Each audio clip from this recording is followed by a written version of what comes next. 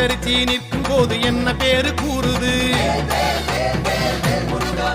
மனமே படை வீடு நீ தேடிவா என செய்தி அது கூறி சுத்தி வருகுது முத்து வேலை சுத்தி சுத்தி முக்தி அடையுது கத்தி வருகுது